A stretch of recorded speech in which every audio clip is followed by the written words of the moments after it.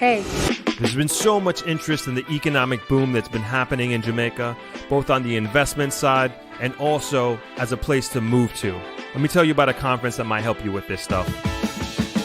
ThropX is a 5-day Jamaica investment conference that takes place from November 13th to November 17th at the beautiful Travelers Beach Resort in Negril, Jamaica.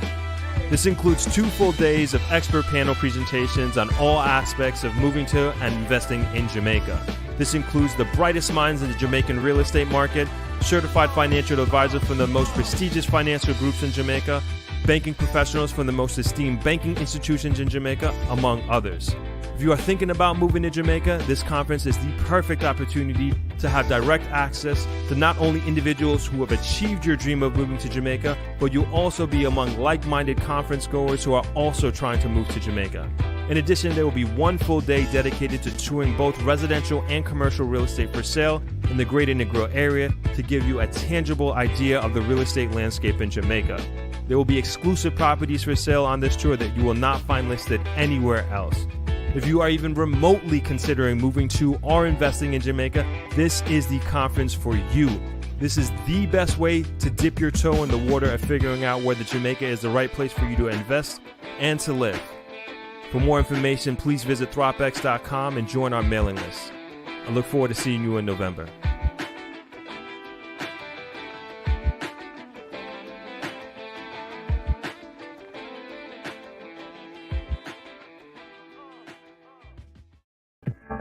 Hello, Throppers. How we doing? Welcome to another Thursday live stream. Back in the studio, back in Jamaica. Happy to be here. Thank you, as usual, for joining. Hope you can hear me. I don't have headphones on today, but I think I set everything up right. If you can't hear me or if I'm too loud, let me know. I will adjust. And for those of you just joining for the first time, my name is Winthrop Wellington, and I'm the host of a podcast called On Deck with Throp, where we have meaningful conversations with people from all over the world, all about Jamaica. And this is our bi-weekly live stream where we discuss various different topics that have to do with Jamaica. And today we'll be talking about the recent Moody's upgrade that Jamaica has received. We'll be going through an article that was published in the JIS, on the JIS website. But of course, we're going to give you some updates on ThropX, some merch that I'm sporting today that we will have available during ThropX and also for the foreseeable future. Still trying to figure out the logistics of that. But today should be a fun one. It's going to be a short one. As you can imagine, it's super, super busy these days. We have ThropX coming up in less than a month, the 13th of November. We will be in the heart of it. So my days are packed, and also with meetings and responsibilities outside of my own media company. So trying to balance it all at the same time while planning this incredible conference that we have coming up in just a few short weeks. I guess before we get into the article, just want to give a few updates on ThropX. As you just saw the trailer, we have a lot of the merch that came in. I'm going to take this hat off soon. I'm just trying to show it off a little bit. I'm getting a little warm. But these are the shirts that we have that are going to have. So these are really for the volunteers who are going to be coming. So thank you all. We have a bunch of volunteers who responded based off of a live stream that I did a few weeks ago. So I appreciate you all. And I think we need a few more volunteers. I think we have a space for 2 or 3 more volunteers. So your time is very valuable to us, but it's also going to be in exchange for a lot of knowledge and information and networking. So that's what we're offering to the volunteers, and you get to participate in all of the events that we have scheduled for the entire week. So if you're interested, please shoot me an email at throp@thropmedia.com, and we will we'll contact you, obviously with your contact information, so we can contact you and have a little conversation with you to make sure that it's a good fit. But we have a strong volunteer team this year, as we did last year, as a matter of fact. So really excited and appreciative of that for the upcoming conference. So I just wanted to share a little bit about before we get into today's article. I know it's going to be super short, but the live stream that is. But please let me know where everyone is chiming in from. I always love to hear it. What city, what state, what country, and I'm going to talk a little bit about the merch that we have going on here. So start with, like I said, we got these shirts. These are specifically for the volunteers and everyone and the team who's going to be working on the event next month. I really like these. These are like super breathable. Like they have the, what do they call it, dry fit, so it's really perfect for this weather. And I wanted to get something that is super breathable because it's going to be a lot of up and down and running around, and it's still incredibly warm. I think we hit, at least when I was at lunch, it was at 89 when I checked the weather. So we might have actually hit 90 degrees today, and that seems to be like the norm. But we wanted to make sure, at least I wanted to make sure that the volunteers and people who are going to be working very hard throughout the week have some good attire. What else we got? We got the bucket hat. I wanted to get one of these. Shout out to my boy Jazz. I used to make fun of him for wearing bucket hats, and look at now. I have my own label, my own merch with bucket hats. So I like these a lot. These are going to be really good for the boat ride that we have for Throp X. So this is going to be perfect. And also even the real estate tour. This is kind of Candy's pointed that out to me. So, we're going to be walking around and this would be there to keep you cool. And what else we got? These are the new coffee mugs. So they're a little bit different than, let's see if we can focus. There we go. A little bit different than last year. I've been utilizing it the last few days here. Very well insulated. I will say I am super proud of all the merch that I got. Like my whole thing was like the highest quality that we can possibly afford, and I think we hit the mark on every single piece of merch that we got, and really happy about all that. I really love this. I really do. What else we got? We got these notebooks as well. Of course, we want you to be able to take notes during the conference. And hold on, let's get that. There we go. And that also comes with a Throp pen, which I don't have handy right now. Of course, COVID is not over, so we got that Throp hand sanitizer for you as well. Oh, sorry. Let's go. And spray. Nice and easy. Keep us sanitized. And let's move on to some shirts here. I'm just going quickly because I don't want to take up too much time with the limited time that we have today. So this is the female version of the shirt that I'm wearing right now. And we got, okay, and then we'll stick with the polos here. And we got a bunch of different colors of these. I was wearing this one today. We have white, black, blue. But I like these. I like these polos. These are a good fit. And I tried a bunch of them, just to make sure that we got the right ones. And like I said, quality was top priority for me. And these t-shirts, these are probably the third iteration of these shirts. And these are the ones that I would say we're probably going to start selling because they're butter soft. And that's exactly what I told the supplier, is that we probably had, oh my gosh, how many shirts did we go through? More than 10. No, way more than that. I would say probably closer to 20, as a matter of fact, of shirts that we just kind of just kept going through. And these are the shirts that I got. Sorry that they're wrinkled, but you get the idea. And we got the Throp logo with the Jamaica outline, Jamaica map outline, of course, highlighting the grill. And then on the back, we got the original Throp logo by the neck, and we got all different types of colors. And I really like the feel of them. Even the one I have already, I washed it. It maintained its size. Still feels butter smooth. Again, that was like really important to me, that the quality of the threads was there, that it didn't shrink, and that this is something that you want to wear and it feels good. when you put it against your skin. So we got a bunch of different colors of these shirts, and we have new designs that we're going to be coming out with in the winter. This is the V-neck female version of it. So sorry again that it's so wrinkled, but we just got the shipment in. But we'll steam these out and make sure that they are good to go for you all. And yeah, of course, has the original Thop logo on the back there. So yeah, really, really happy with how all of this turned out. We got a bunch of other stuff for ThropX as well. Take this off. I'm burning up.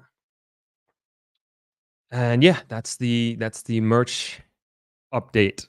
And you guys got a little bit of inside info on that, or a little appreciation for you joining the live stream here today. All right, let's hop over to the comments real quick, and then we're going to go right into the article. So we'll be into the article within the next 5 minutes, hopefully. We'll see. Legend says Jamaica is poor, bud. You would, I guess, that's your opinion, but in many ways, I do not think so. I do not think Jamaica is poor, and you can see there is a lot of money in this country, tons and tons of money in this country. I was speaking with somebody yesterday. You all know who they are. I'm not going to say who it is, but they were telling me about their friend sent them a video of a brand new Lamborghini coming off the wharf. And he was like, it's, young people, young Jamaicans, that is, that are doing well for themselves, and they are making ridiculous money. And as you know, if you're going to import a car, especially a luxury car, into Jamaica, you're paying double the MSRP price on that vehicle. So if he was in the States, he could have bought, or I don't know if it was a he or she, they could have bought two Lamborghinis. And so, like, when I see these things, and who's to know what their real financial situation is, but I have actually never seen a Lamborghini or Ferrari in Jamaica with my own two eyes. I've heard about them. I've seen them on videos, Bentleys and stuff like that. But it seems like these luxury high-end vehicles, they continue to come into Jamaica on a regular basis. And so, somebody's figuring out how to do well for themselves financially, or at least a few people are. And then we don't got to get into the construction and developments that are happening here, the infrastructure upgrades that's going on in Jamaica. So, but we will get into the important aspect of today's discussion, which is the credit rating of Jamaica and the real economic trajectory that, which is the main concern. The fact that I bring up a Lamborghini or Ferrari is obviously very, very surface level. But when we look at the macroeconomics of Jamaica, we are very much on a very positive direction in many ways when you look at the economic indicators. And these are not just my opinions. This is objective financial data that is being analyzed, not just by Jamaicans, but also from a global financial standpoint. And Moody's is that international standard that rates different countries' credit worthiness. And we've been upgraded as a country. And I think that's something that we should all be very proud of. So thank you for your comments, Legend. I hope that perhaps after our discussion today, this may change your opinion a little bit, or maybe open your eyes a little bit. Lisa Marie, good day, Throp and Throppers, chiming in from Connecticut. Nice to see you, Lisa. Donna Bryce, happy Friday.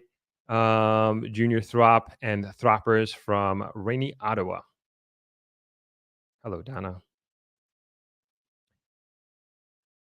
Nadine, hello. Chris, what's going on? Chiming in from Strong Island. Stanley Franklin, good evening, Throp and Throppers from NYC. Julia for Justice says hello, Throp and everyone. Andrew Blake, hi, Throp and family.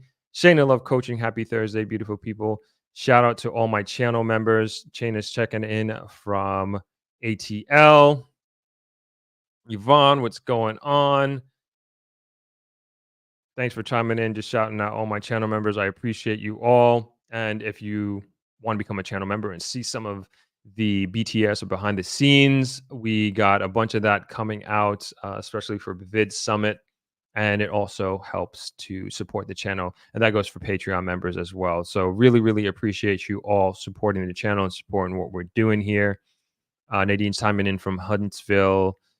Is that AI? Where's man? I'm sorry. Oh, I'm messing up the geography here. I was going to say Alaska, but I don't know. I'm not sure if that's the right one. Please correct me. Bula Wellington says hello, everyone. Greetings from Jamaica. Awesome. Andrew Blake says the merch is fly throp. Thank you very much. I appreciate it. Do we have visors for Throp merch? No, we don't. Good idea, Shayna. Shayna always coming up with the gems. We will look into that. I think that's a great idea, especially for this weather. Donna Bryce says very nice merch. Appreciate it. Bula likes a hat. Thank you. Julia likes the shirt. Andrew says the merch is way beyond my expectations. Thank you very much. And I think we haven't even got there in terms of the design and things of that nature. And we have some creative stuff coming out. I'll just say that. I'm very excited for the fourth quarter coming up. Corey MPA says, good day from South Florida. Thank you, Donna, for the liking the merge. Spirit Traveler, thank you, Throp, for preserving the culture. For me, I was a guest October 1st to October 4th. Awesome. Thank you very much. I appreciate you supporting my family's business. Donna Bryce says, I see more luxury cars in Kingston than Ottawa. Yeah, kind of crazy. Kind of real crazy. I would also say like Porsches have become like so commonplace here. Like they're all over. Like even the grill, there's like Porsches galore here. So very common. Very interesting. Steve Stevens says that car import tax in Jamaica is a total scam. Yeah, it's crazy. Nadine says Alabama. Of course, Alabama. I'm sorry. That is very ignorant of me, but thank you for educating me. I should have known. Shayna Love Coach Advisors for golf and tennis. Okay, you got it, Shayna. We will have those as well at some point. Trina says, hello, Throp, and everyone. Looking forward to ThropX 2023 coming from Philly. Awesome. Looking forward to having you as well. All right, let's get into the article. The first article that we have here, which is from JS. Let me share my screen here. Heard about this from a little while ago, but I think it's still very relevant. So the title of the article is Moody's upgrade Jamaica's rating to B1 and revises outlook to positive. So for those that you don't know, I just want to make sure we're on the same page. Moody's is an international credit rating system that rates countries, but it also rates stocks and different financial instruments around the world. And it is, I wouldn't say it's one of the gold standards of measuring the financial strength of different financial instruments and that of also of a country. So this is like really speaking to the credit worthiness of Jamaica, and we'll get into that here in the article. Okay. The full story. Moody's Investor Service today, Wednesday, October 18, 2023, upgraded the government of Jamaica's GOJ's long-term issuer and senior unsecured ratings from B2 to B1 and revised the outlook from stable to positive. The decision to upgrade the rating reflects Moody's analysis that the GOJ, faced with various external shocks, maintained a steadfast commitment to sustainable fiscal policy anchored on Jamaica's medium-term debt target. The ratings agency cited that the government of Jamaica successfully reversed the increase in debt levels caused by the COVID-19 pandemic and affected fiscal policies that supported the continued improvement in debt metrics. Jamaica's debt level is now well below pre-pandemic levels, declining more than 30 percentage points to 78% in 2022 from the 110% recorded in 2020, and is expected to continue that downward trajectory. The outlook's revision to positive reflects the agency's assessment that a sustained positive fiscal trajectory stemming from reforms undertaken to improve fiscal, monetary, and economic policy effectiveness will continue to bolster the country's credit resilience. Responding to the ratings upgrade, the Minister of Finance and Public Service, the Honorable Nigel Clark, stated today's credit upgrade by the International Credit Rating Agency Moody's is yet another testament to the effectiveness of the government of Jamaica's economic policy framework in improving Jamaica's economic independence and creating an environment that is attractive to investment and that supports jobs and growth. Our economic policy framework has been principled, unwavering, and disciplined even in the face of monumental adversity in the form of the COVID-19 pandemic. Today, the Jamaican economy is stronger as a result. We must do everything to preserve and maintain these gains. All right. And then before we get into the discussion, I want to read one more article. This is also from the JIS, came out today. It was written by Chris Patterson, who wrote this other one up here. The first one we just read was written by Michael Slowly. And this article's title is Jamaica's Economic Performance, the Best Ever, Minister Clark. This came out today. And this is, and you see a photo here, Minister of Finance and the Public Service, Dr. the Honorable Nigel Clark, converses with General Manager, Country Department, Caribbean Group, and Country Representative, Jamaica International American Development Bank, IDB, Anton Edmonds, during the opening session of the IDB's Sub-Regional Policy Dialogue on Ecosystems of Entrepreneurship and Innovation in the Caribbean region at the AC Hotel by Marriott Kingston on Wednesday, the 18th. And then we got a few more pictures here of the minister with some important people. All right, let's get into the article. Jamaica's economic performance is the best it has ever been, says Minister of Finance and the Public Service, Dr. the Honorable Nigel Clark. He cited among the indicators the country's robust foreign exchange reserves, low unemployment rate, low debt to gross domestic product, GDP ratio, as well as sustained periods of growth. Jamaica today has macroeconomic fundamentals that represent the best that we have ever had. Our foreign exchange reserves are 4.7 billion US dollars, approaching $5 billion, greater than it has ever been, and it is up 56% from the COVID-19 pandemic, Dr. Clark said. Our unemployment rate is at the lowest level it has ever been at 4.5%, with 148,000 jobs created over the past 7 years, and we have recovered from the pandemic in terms of output. To top it off, our debt is the lowest it has been in approximately 25 years, he added. The minister noted that Jamaica has recorded 20 consecutive quarters of positive economic growth, pointing out the government is working to ensure that the periods of growth that you have are longer and longer. Dr. Clark was addressing the opening session of the Inter-American Development Bank's IDB Sub-Regional Policy Dialogue on Ecosystems of Entrepreneurship and Innovation in the Caribbean region at the AC Hotel by Marriott Kingston on Wednesday, October 18th. The two-day forum is engaging Caribbean policy makers and private sector stakeholders in strategic discussions on creating and strengthening ecosystems that support entrepreneurship and innovation in the region and ways to strengthen them to increase economic development.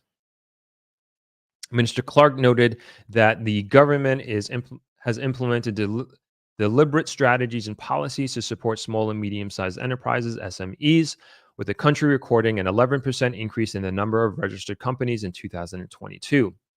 Over 5,400 entities were registered last year with the Companies Office of Jamaica, COJ. We actually have them as a speaker coming to Throp X, as a matter of fact. Very excited to be welcoming them. We have never had as many companies formed in Jamaica as in the current era. A lot of it is due to the macroeconomic environment that exists, which is extremely positive, where stability is entrenched and people have an optimistic view of the future. But it is also due to the vibrant ecosystem that we are creating in Jamaica, Dr. Clark said.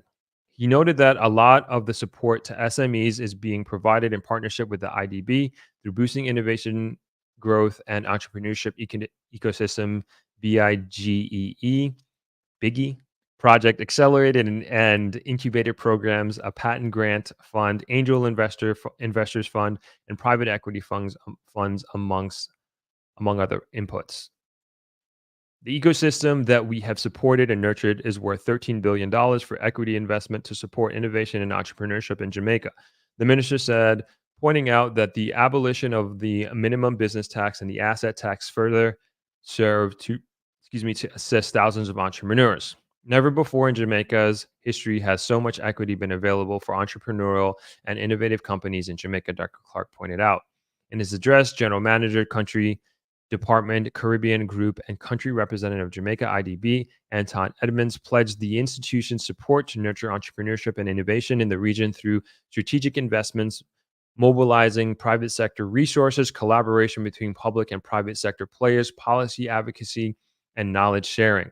We want to be a partner to help create the ecosystem where entrepreneurs thrive, where research and development is encouraged and innovation flourishes, he said. Mr. Edmonds emphasized there is urgent need for greater collaboration and innovation in the countries and regions to drive sustainable growth efforts. And that is the article. A lot of let me know what you all think. Hold on, I gotta turn on my do not disturb here.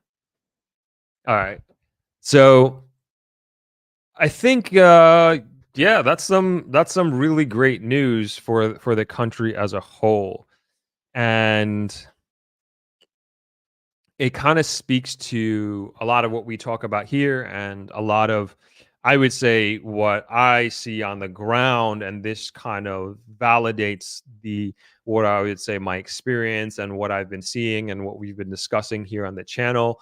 And now the numbers are really showing it from a long term perspective. And obviously this is the lag effect of a lot of hard work and a lot of good decisions that were made many years ago. That's just kind of the way the world works. That's the kind of way that economics works.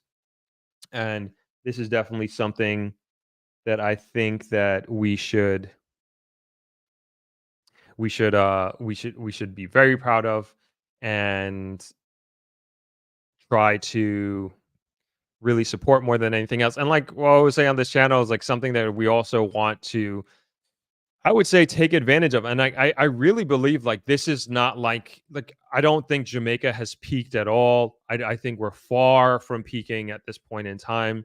And I think that there still continues to be a lot of opportunity in Jamaica and in various, I mean, we talk a lot about real estate here and opportunities in real estate. And I think that that's something that most people can relate to as far as like this tangible investment, this tangible asset that you can get in on. But I think that there are also many opportunities outside of real estate.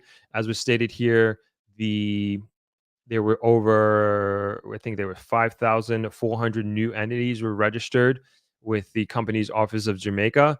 And that that says a lot. That says a lot that entrepreneurs are seeing tons of opportunity in the market. And I don't have any experience in terms of like searching for capital or anything like that. But from what the article is saying, that it's at a point that at which it has never been like this before in the past in terms of access to capital. How much that capital costs, I'm not sure, but it's just another sign that things are moving really in a great direction for the country. I see, Julia, you put there, did they say the unemployment rate was 4.5%? Yeah, that's what the article says. And there are just so many economic indicators that are really for the positive and for Jamaica. And I look at, and kind of coming back to the Tulum stream that we did on Sunday. Today's Thursday.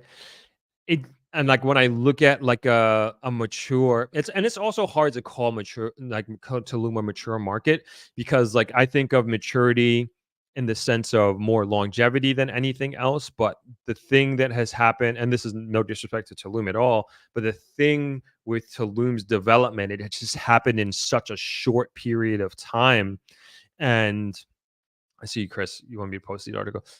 I see it happen in such a short period of time.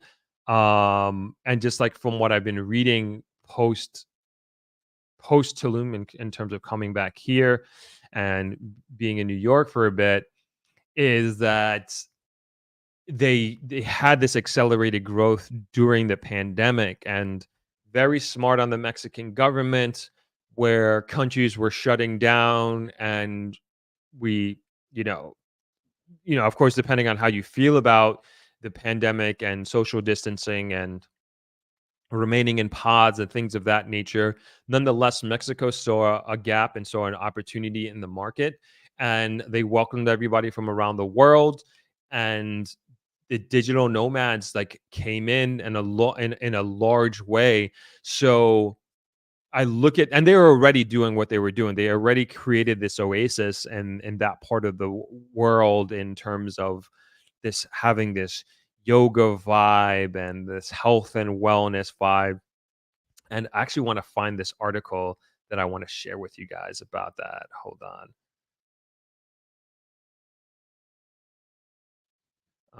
Let's see. I thought it was pretty interesting. I can't find it, but the article was basically saying what we were saying on Sunday, talking about Tulum being a very premium destination. And this article was just basically just saying the same thing. I wish I could find it quickly. No, this is like there's so many Caribbean magazines. It's crazy. If I find it, I'll share it. But basically, we're saying like Tulum has positioned itself as this premium destination. And like we were saying on Sunday, and they were so, and I guess the basis of the article, they were talking about the two major new elements that they were getting was the airport, which we discussed on Sunday, and also the train system. So when I flew into Tulum, we'll get back to Jamaica, but this is very relevant, I'd say, to the development of Jamaica and development of Jamaica as a tourism product. When you fly into Cancun and then you actually drive 2 hours from Cancun to Tulum, and that's how you've been getting there, I guess, since its existence. But now they're getting its own airport, and you'll be able to fly directly starting in I think it's January or December. You can get flights directly from Mexico City, and then starting in March, April, you'll be able to fly directly from Atlanta into Tulum, cutting out that 2 hour drive. But people were more than willing to take that 2 hour drive because of the product, the amenities that community has, and it's so well done. And one thing I forgot to mention on the Sunday live stream was that something that really stuck out to me was the amount of construction that was happening there. I think actually, I'm just remembering, yeah, we did talk about that, but it was just such a dusty place. But it was because like every hotel was adding rooms, they were adding atriums, like the second hotel that we were staying at, and they were doing road construction. They were building like this open air mall. At least it looked like an open air mall. There was tons of residential construction, and it was just like really impressive to see like this community on just on the go in the sense and moving in that direction. And it's already, again, going back to what I was saying about being a mature market, like it happened so quickly that they developed that community, that town, that city. And I didn't spend any time, I should say, in downtown Tulum, which is where the majority of the construction was happening. And I guess a lot of people are continuing to look to move there. And there are so many residential buildings that are going up. And these are all like luxury residential buildings that I was seeing, at least from the billboards on the street, and they look beautiful. They look very, very, very well designed. They look comfortable, and kind of bringing it back here to Jamaica, and I'll speak specifically about Negril, is like,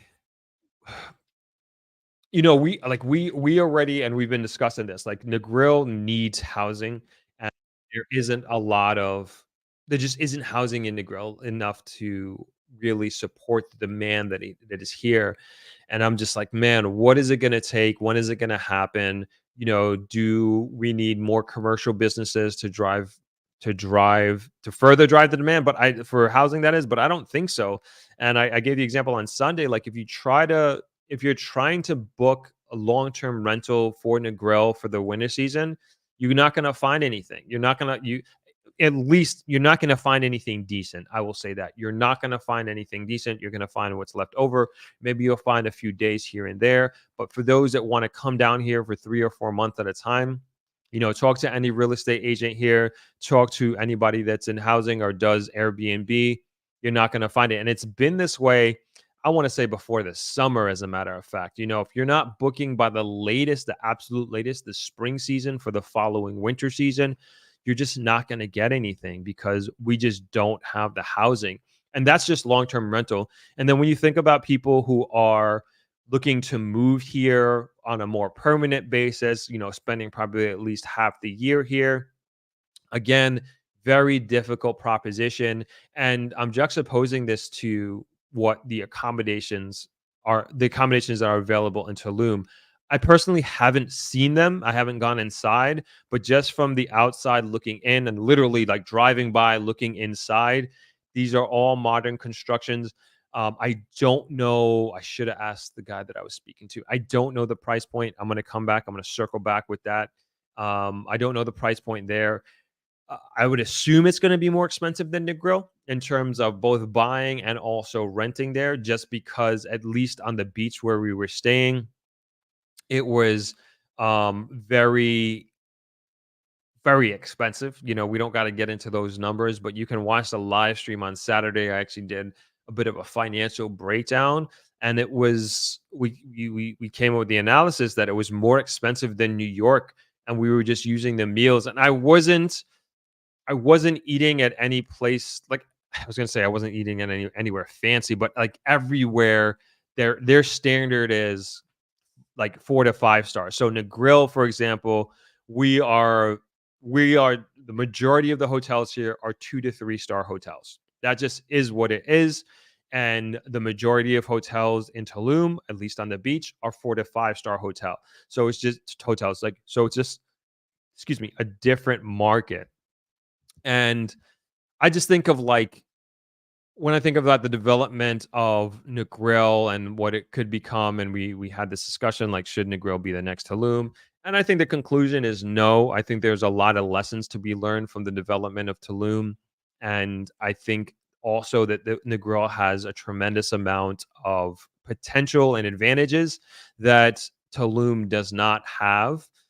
And like I said this on Sunday, I was a little bit of a hater when I first got there, but I recognized and I checked myself, but it was just because I was like, man, why don't we have this in the grill? Why can't, like, and when I say this, it's just like just little things like paved roads, like not that many potholes. Um, the accommodations that they had there, of course. So it was just like little things of like you just see and know the potential. But with these articles that we read about the economic trajectory that Jamaica is on from a macroeconomic standpoint, it is positive, and I hope that Jamaica continues to attract investors and people who believe in Jamaica, who believe in the people of Jamaica, and really see the potential and in earning income not only for their entrepreneurial ventures, but then also giving opportunities to locals and residents here that would not only benefit them, the entrepreneur, but also the individual. And so I would like to see that more innovation and when I say innovation, just like innovative businesses here in Negril. I would just say services and brick and mortar businesses that we just don't have here. Even with even more variety in restaurants. Like that's one thing that Tulum had. Like they had just everything. Obviously, it's Mexico, so tacos, burritos were everywhere. Pizza was everywhere. But then there was just like they were just very very big on health, and like every restaurant they catered to, whether you were a vegan, pescatarian, um whatever have you, like they cater to you. They had a lot of, I'm not a drinker, I didn't drink while I was there. They just had a lot of different fresh fruit drinks, mocktails as well. And they're just really catering to, like, if you're like a Manhattanite and you just have like these very peculiar things that you eat and don't eat, like this is the place for you to be going. But for sure you are paying for that, for that luxury, so to speak. So anyway, I'd love to see some diversity of that nature here in the grill. I think the market is ready for it. I'd love to see more housing here, which I think is coming. Like I've been saying this for weeks, but I haven't got confirmation, so I don't want to let the cat out the bag or speak too soon. But there seems to be some developments coming to this area on the outskirts, and as soon as I'm able to get confirmation, I would love to talk about them and also talk to the developers about these developments that are coming on board. We're having a few developers, at least two, coming to Throp X. All right, what's going on, Justin? Justin, you've been a channel member for 18 months. Appreciate you, bro. Really, really appreciate you supporting the channel. Shout outs to you. Appreciate you coming through. Appreciate you stopping by.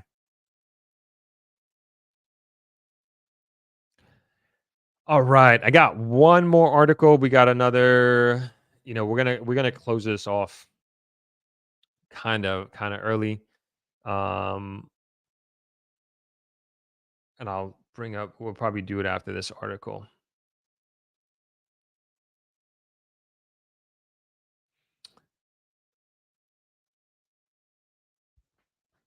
Trina asks, "What's the average price point for a typical residential property for sale in Negril?"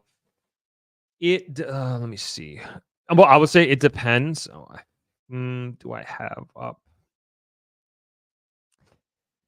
So it really, really depends. Trina, if you're not on the mailing list, I would on our newsletter mailing list, I would suggest that you join. Every week we send. I try to do rental and properties for rent and properties for sale, but sometimes I don't have those available on our weekly newsletter. But last week I put out. I'm gonna try to find it for you, but we put out a newsletter. Maybe I could just bring it up in my email. We put out a newsletter and we were talking about a studio apartment at Point Village that was selling. I think I said 250,000. It's actually 252,000. So $250,000 square footage. I don't remember off the top of my head. I apologize. But places like Point Village, and then I also let me bring up the map so you can see it. So Point Village is a gated community at the northern end of Negril. I'm gonna try and bring it up here on the map.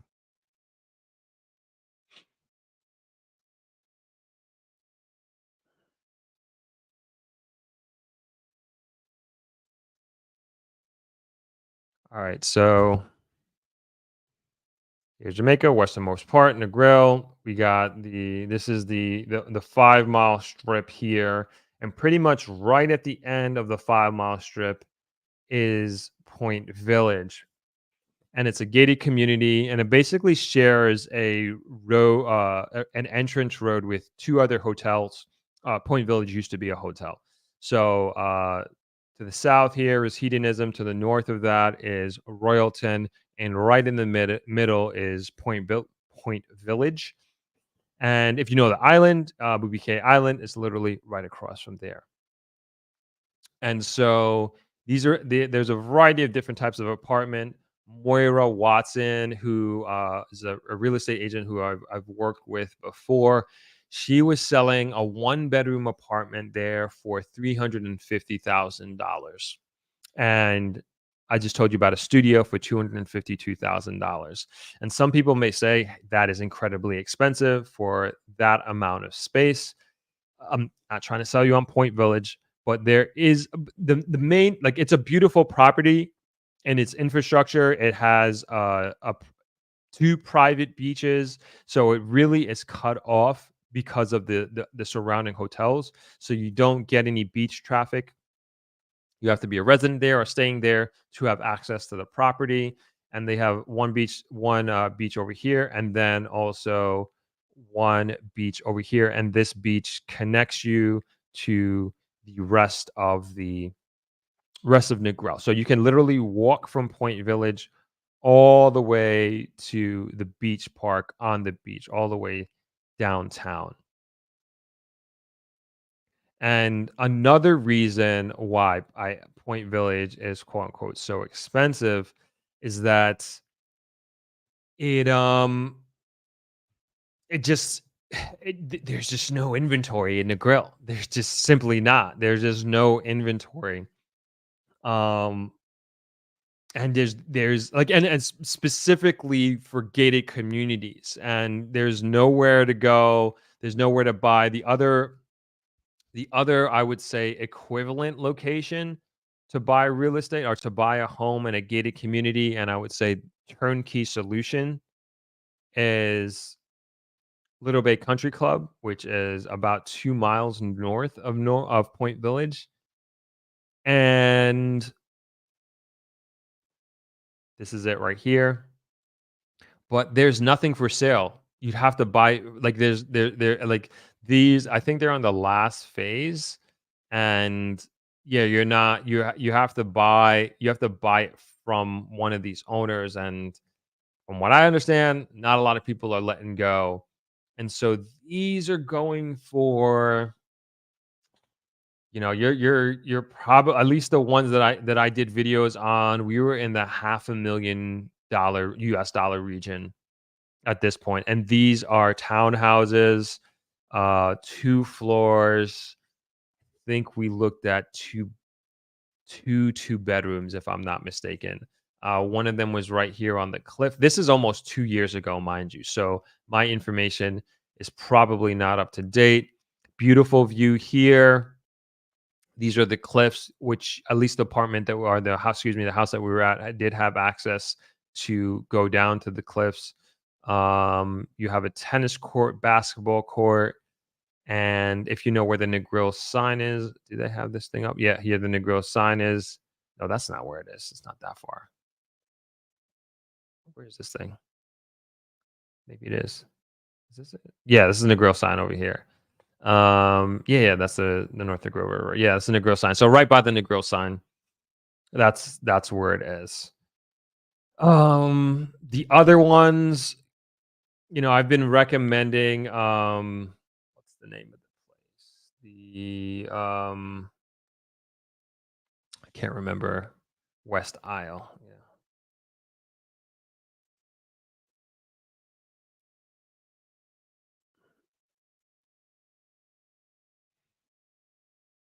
West Isle. This is the other place that let me see if they even have anything left.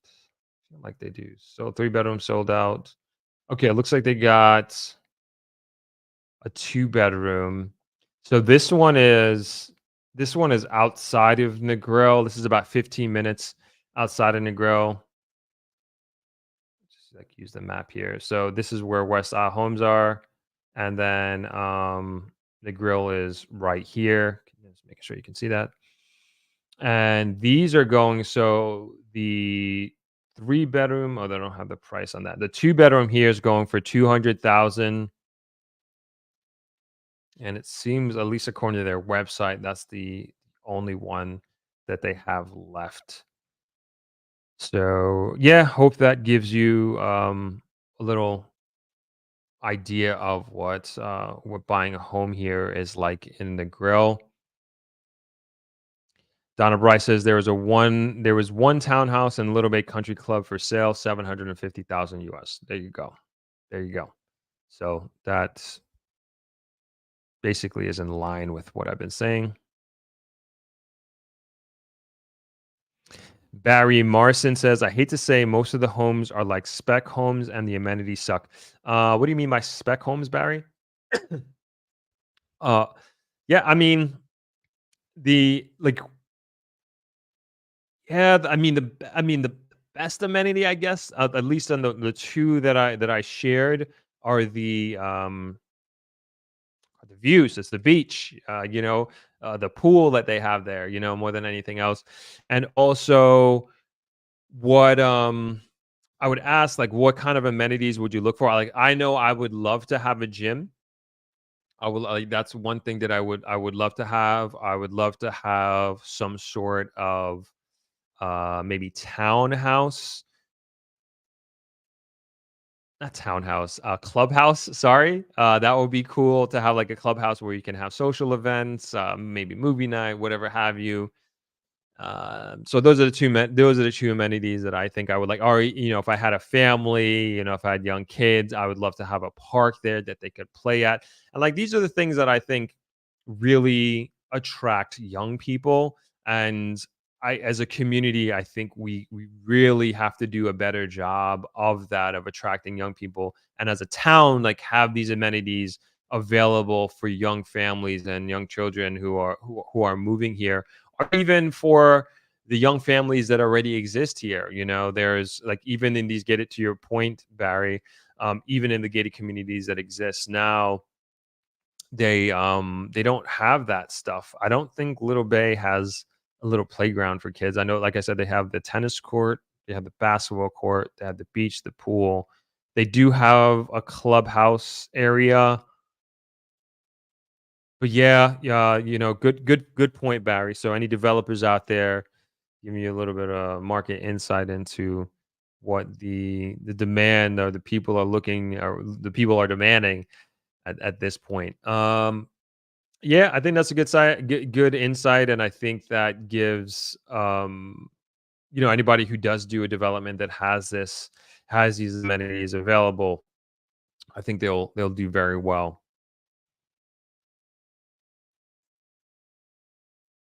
Trina asks, how do you sign up for the newsletter? If you go to thropx.com, you can sign up for the newsletter there, and you'll get. I think we're releasing it tomorrow or Saturday, and you'll get the newest newsletter.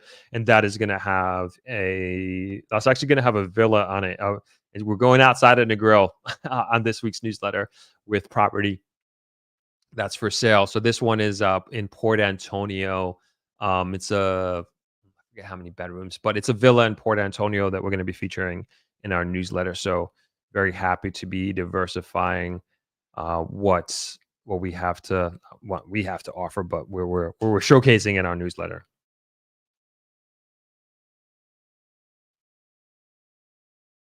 Mm. Steven says, "Bro, I'm today's year today days old. I didn't even know there was a habited key off the coast of Negril." Yeah, so that's open to the public. That's Booby Key Island. It is a lot of people go there. Oh, I'll just show you. A lot of people go there for they do not fishing charters, but the glass bottom boat.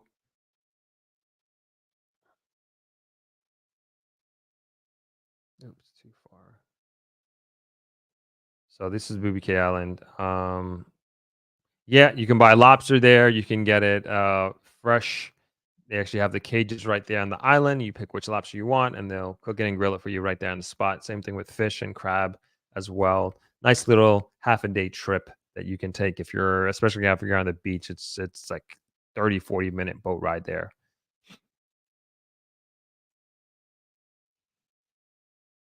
Mm. All right. Trina says, thanks for the visual for reference and info on Point Village. Familiar with the area. Okay, great. No problem.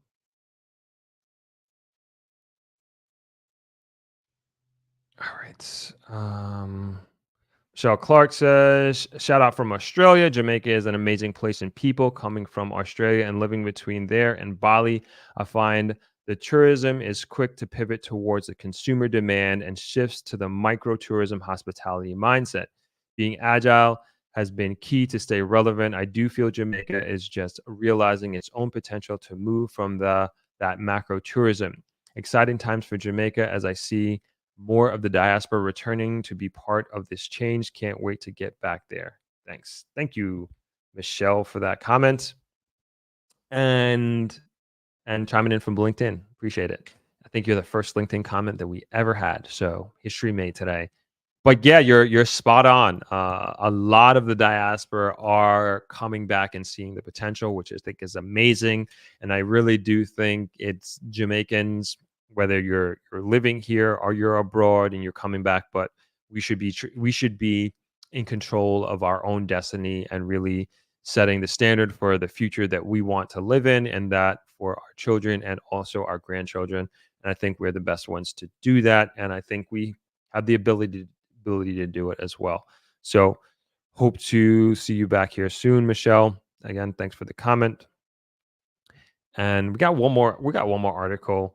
I'm gonna read it real quick. It's switching away from economics more, switching directly to education, which I think is very relevant to the economics of Jamaica. So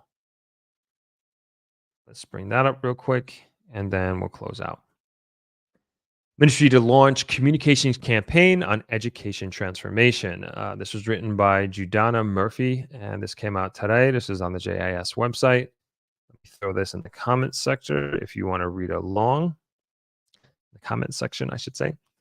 The full story. The Ministry of Education and Youth will be undertaking a robust $34 million communications plan dubbed Transformation Education for National Development Trend, which aims to sensitize the public about the transformation process.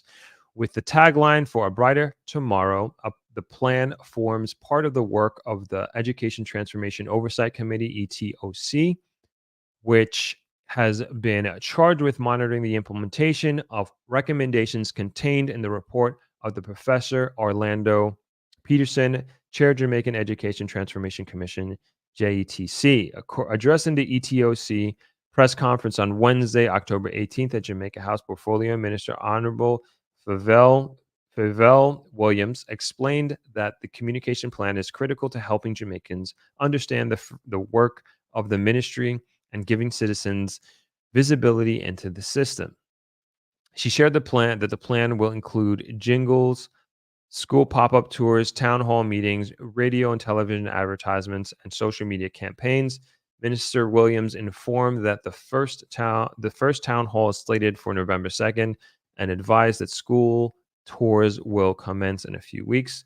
For this part, ETOC Chairman Dr. Adrian Stokes commended the ministry's effort to improve communications with the school, noting a professional has been engaged who has commenced significant work in this regard. ETOC is encouraged by the move of the ministry to bring in talent and augment existing personnel so that the communication effort can be ramped up, he said. Dr. Stokes advised that the soon-to-be launched communication campaign will drive greater public awareness and ensure that we have the support, the buy-in for the transformation process. So I think this is good. This obviously is an article about a communication budget that was approved and they will be implementing and executing on, which is great. But to me, the more important thing is the transformation of the education system in Jamaica. To me, that is the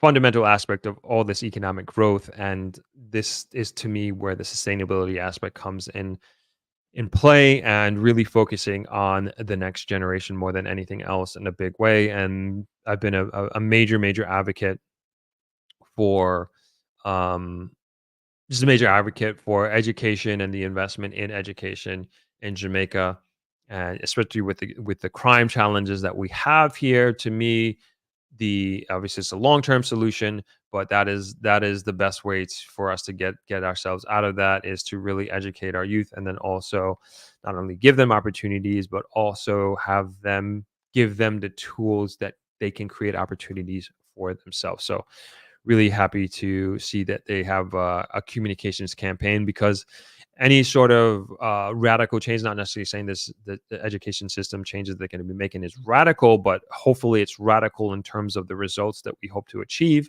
But anytime we're making big shifts in any system that has been in place for many, many years and decades, we need buy-in. And I think it's very smart that the government has been focusing, and from an investment standpoint, and again an execution standpoint, on communication and communicating the message, communicating the changes. And I think it's a good first step before the actual step of making the transition. Right. Okay. We are going to start wrapping up here. What's going on, Alfonso? Good to see you. Throp, what's up? I really think 10 years from now we'll be back at this period and appreciate some of these home prices. Jamaica is on a major transformation path. I agree, and you brought me back to real estate, because didn't necessarily want to go back to, because I know I want to talk about it a lot. But thank you, Alfonso. So I'll say the same thing. I'll use two examples, and that is of Little Bay Country Club. And Donna Brights brought up the price of a townhouse for 750,000. I brought up the two bedroom for about 500,000, a little less than 500,000. This was almost a couple of years ago. And I'll also bring in a third piece of information, which was when the Little Bay Country Club first started its development however many years ago. I remember it was around the time that my dad started building his home. And I don't remember the price. I'm sure it was probably around the $200,000 range or whatever it was. And I just remember saying, like, that's way too much money. It's too expensive. Who's going to buy this? Who's going to buy that? And lo and behold, however many years later, 5, 7, 10 years later, now these homes are going to they're averaging $500,000. Some of them are knocking on the door of $1 million. And same thing with Point Village. When I brought this up a few weeks ago, when Moira she put up a video on TikTok of the one bedroom going for $350,000 at Point Village, non-refurbished, pretty much no view. I mean, it is what it is. And I'm like, $350,000 for a one bedroom unrefurbished apartment at Point Village. And then as I started discussing it with friends and other people, they were just like, of course, what do you expect? It's Negril. And the more I thought about it, I'm like, man, they are right, because there's like incredible potential at Point Village. If you're familiar, you know exactly what I'm talking about. To this incredible potential with Negril. And there continues to be trickling in of investment that's coming directly to Negril. We know a lot that's going on the outskirts, but I feel, particularly with the Princess Hotel in Green Island, I mean, I think we're underestimating, like, what that's gonna do for Negril. We're talking about, let's give it a 20-minute drive to Green Island. And that from Negril, that is 20-minute drive from Negril to Green Island. We're talking about the largest hotel in Jamaica, 2,000 rooms, they're saying, and it's gonna have a casino. And it's just a great amenity to have 20 minutes away. But I think also with how well that hotel is going to do, and who's to say, I'm not a fortune teller or anything like that, but I would like to think that they know what they're doing in terms of their market research and everything like that. So I think what I think, like, my prediction is, like, there is gonna be some type of investment. There's gonna be something. I don't know what it's gonna be that's gonna come to Negril, or maybe it's a small group of investors, but it's gonna create a waterfall of investments that come here. And people are gonna I think people are already waking up. Don't get me wrong. I think there are a lot of smart people that are realizing, and they are trying to come in, like as we have questions here, people asking questions about, how much does real estate cost? can I do it with this amount of money? People are coming to ThropX and they're educating themselves and trying to put themselves in a position to take advantage of, like Alfonso is saying, these low prices. And people don't like to get a lot of negative comments when I compare New York, Jamaica to New York. And I do it again because I've seen this happen. I've lived this. I've been in Brooklyn and lived in places in Brooklyn where nobody would touch the East New Yorks, I guess not so much. Well, yeah, East Flatbush, Flatbush, like all these places downtown Brooklyn that nobody wanted to touch in the 90s, nobody wanted to touch in the early 2000s. Now you're looking at $1 million places and all these ghetto like places that nobody wanted to touch and nobody wanted to go to. And I'm not saying Jamaica is in that extreme, not by far, and Negril for sure is not by far. But my point is that when people and investors realize the real potential of a place hasn't been reached, they're going to come into that market and they're going to want to take advantage of the opportunity that presents themselves. So I really think that a lot of these prices are going to, sorry, I got to just be mindful of the time. A lot of these prices and valuations are going to increase exponentially. When I look at a place like Tulum, when I see what their average hotel prices are, because of the amenities that they have, because of the vibe that they have there, like the grill is not going backwards. Jamaica is not going backwards. It is moving forward in a very, very strong way. And I see the potential. Like I remember Mr. Grizzle from Shirella, and he's been saying this for years. He's talking about the hotel prices, and he's talking from the perspective of an entrepreneur, hotelier, farmer. And he was just saying the grill's hotel rates are underpriced. They are undervalued. And I always wondered like what he meant by it. And seeing like prices online for different beachfront hotels rooms for different parts of the world is one thing, but then to go and visit a direct competitor in that of Tulum and seeing what they have to offer and how much, I mean, their prices, excuse me, their prices are almost double what we have here. Like restaurant prices and hotel, like I wouldn't say restaurant prices are double. I mean, they are easily 30 to 40% more than here. And we've had, and I guess this speaks to the clientele, and I've heard people complain about prices being too much here. And I'm just like, man, and it's not, and I guess it's all relative, I guess it's all relative to where you are, where you go, where you're from. But my point is like the grill has not reached its potential and it's just far from it.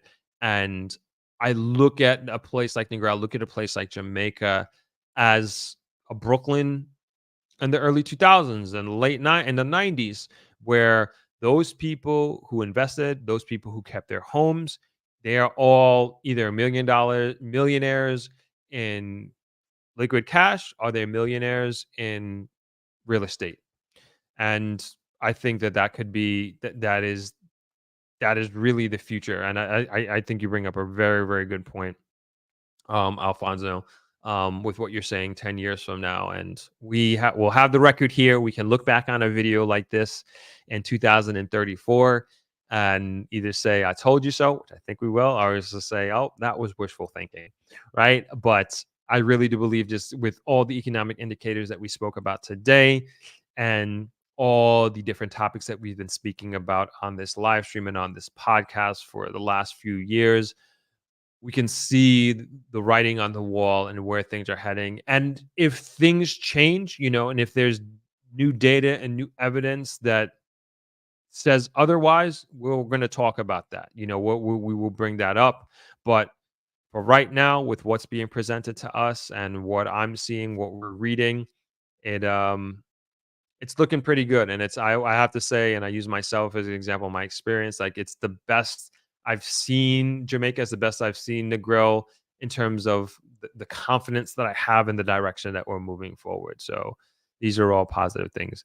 Alfonso says, brought you back to this topic. I'm just trying to get some of our brothers and sisters in the diaspora to participate in particular, to get off the fence and invest in their homeland. Same thing. We're same here. We're on the same page, Alfonso, and I appreciate you for that.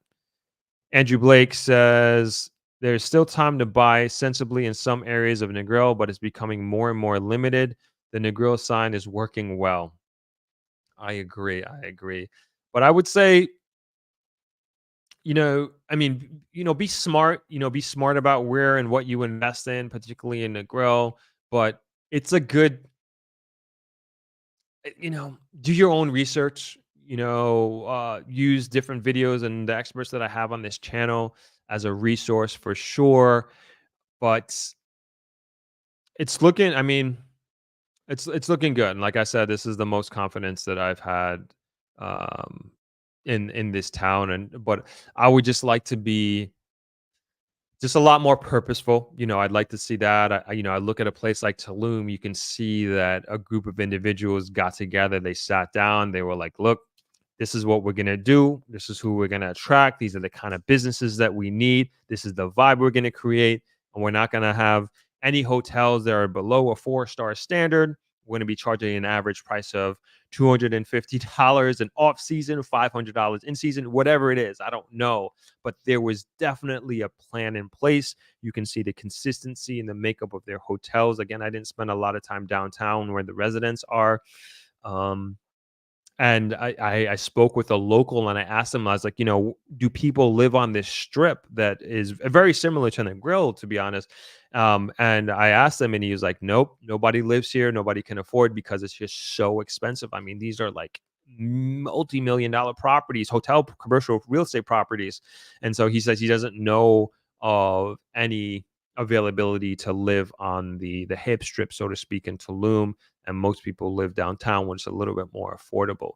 But again, they were very purposeful about the idea, the plan that they put together for this location. And again, I wish Negril and hope that Negril becomes a little bit more purposeful. That um, perhaps a similar group of people can come together and sit down and saying, hey, this is what we want for our town. These are the kind of amenities that we want. But that's a disadvantage that we have because a grill is not its own municipality. It sits between two parishes of Westmoreland and Hanover. We don't have a localized central government, so to speak. And in that sense, we don't really have our destiny in our own hands. So that is a bit of a disadvantage that we have here.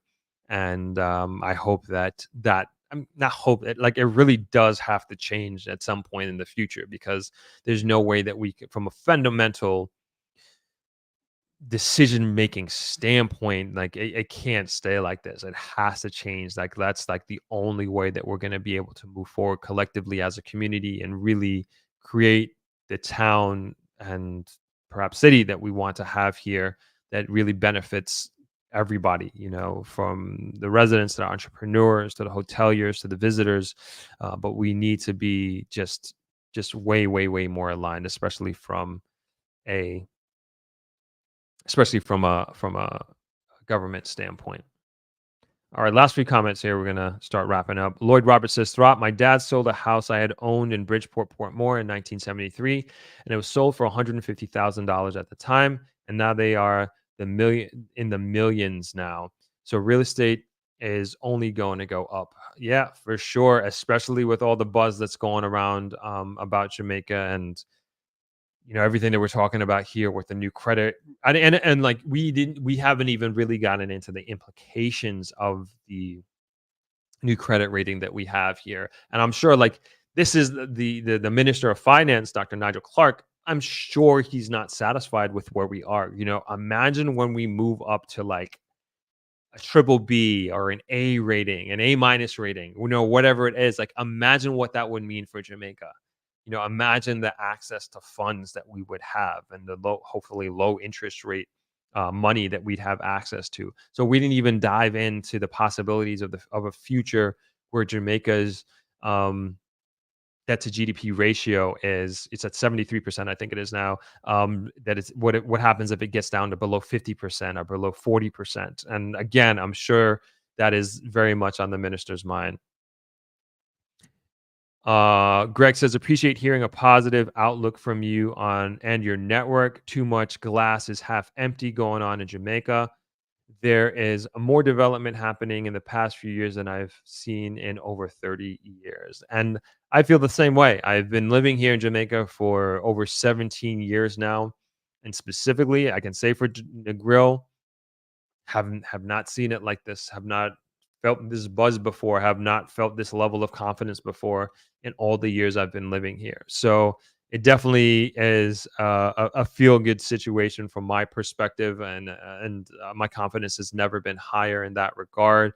And people are saying this about other parts of the island as well, and different cities, and from real estate to investments to entrepreneurship.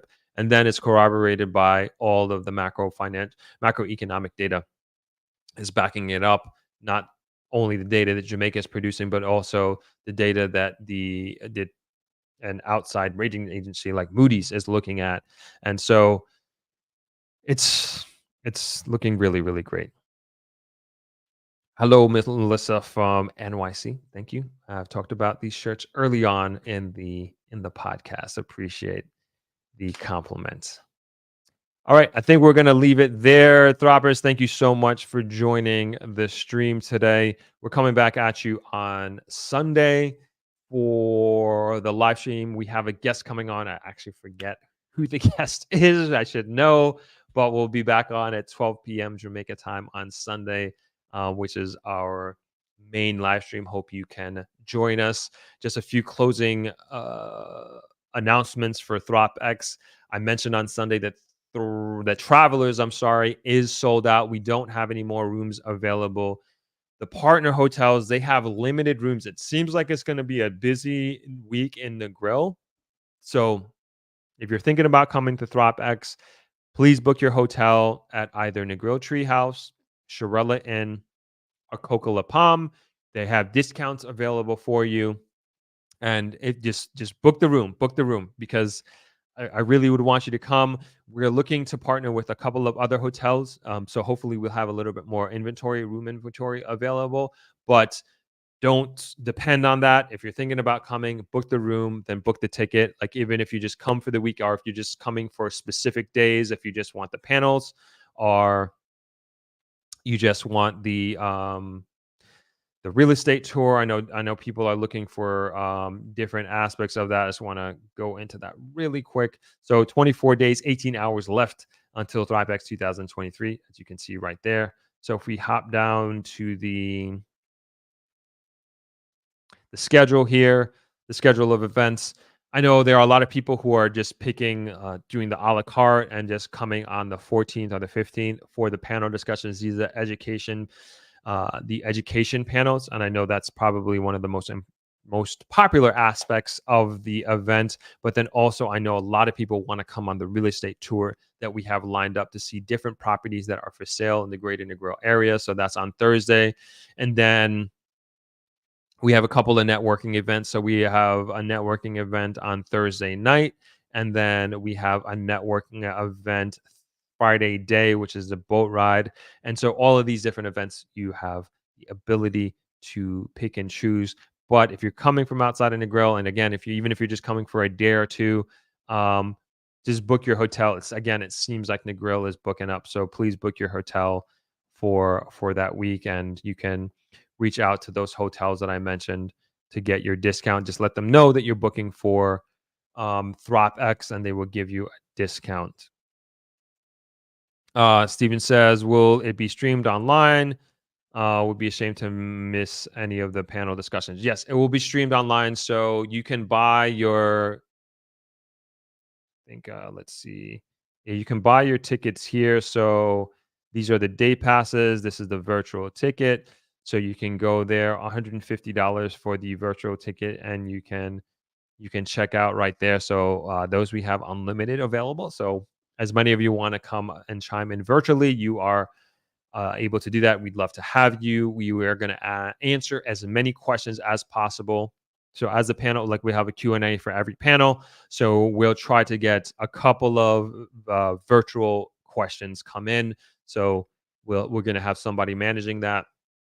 ask your question and we'll be able to ask the panelists. So it's going to be a very, very interactive 2 days of education and panel discussion. So that will be available for you to participate in. Andrew Blake says, this is why we need the ThropX conference. We are a unique island, culture, and people. Keep up the good work representing. Thank you so much, Andrew. I appreciate that. Okay, we are going to leave it there, and I'm going to leave you with the ThropX trailer, and I will see you on Sunday, 12 o'clock Jamaica time. Thanks for joining in. Really appreciate it. See you all soon. Hey. There's been so much interest in the economic boom that's been happening in Jamaica, both on the investment side and also as a place to move to. Let me tell you about a conference that might help you with this stuff. ThropX is a 5-day Jamaica investment conference that takes place from November 13th to November 17th at the beautiful Travelers Beach Resort in Negril, Jamaica. This includes 2 full days of expert panel presentations on all aspects of moving to and investing in Jamaica. This includes the brightest minds in the Jamaican real estate market, certified financial advisors from the most prestigious financial groups in Jamaica, banking professionals from the most esteemed banking institutions in Jamaica, among others. If you are thinking about moving to Jamaica, this conference is the perfect opportunity to have direct access to not only individuals who have achieved your dream of moving to Jamaica, but you'll also be among like-minded conference goers who are also trying to move to Jamaica. In addition, there will be 1 full day dedicated to touring both residential and commercial real estate for sale in the greater Negril area to give you a tangible idea of the real estate landscape in Jamaica. There will be exclusive properties for sale on this tour that you will not find listed anywhere else. If you are even remotely considering moving to or investing in Jamaica, this is the conference for you. This is the best way to dip your toe in the water of figuring out whether Jamaica is the right place for you to invest and to live. For more information, please visit thropx.com and join our mailing list. I look forward to seeing you in November.